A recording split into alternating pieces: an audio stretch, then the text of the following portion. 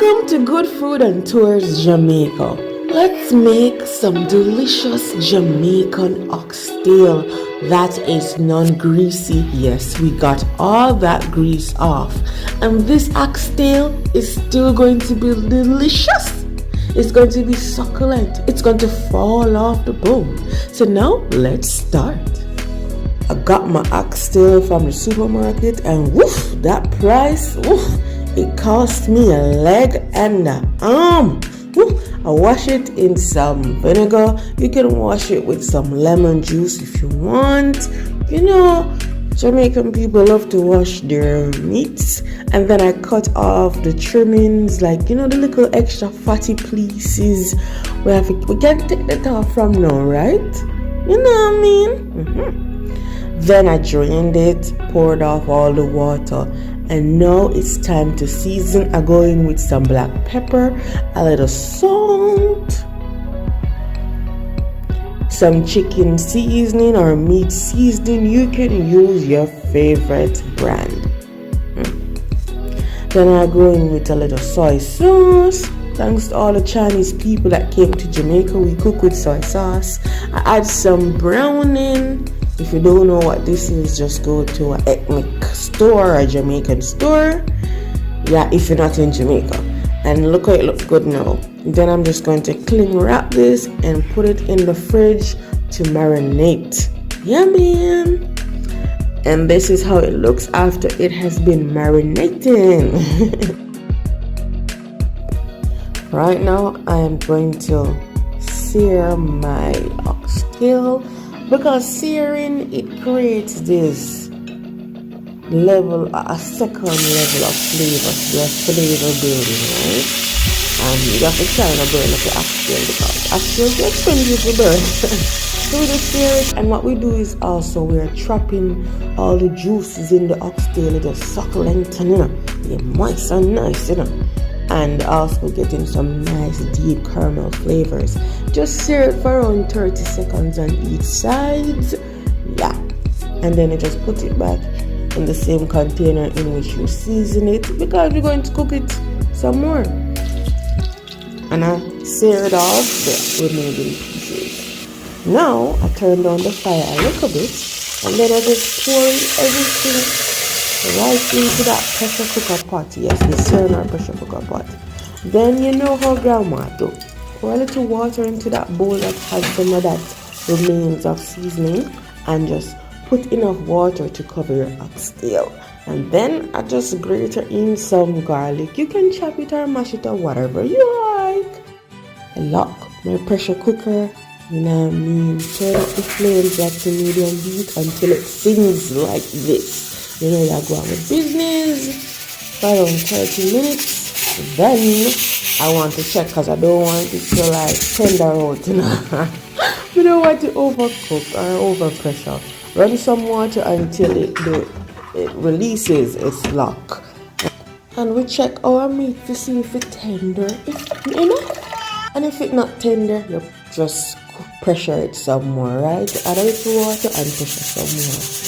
I pressured for another 30 minutes, and then I checked it again, the same thing, and I realized that most of the water only come out, but it was tender. Yes. And I said, let's move on to the next stage. I pour a little water on top, place it in a bowl, tuck down those little oxtail underneath the water, cling wrap, slap it in the freezer for around 30 minutes. And then, voila.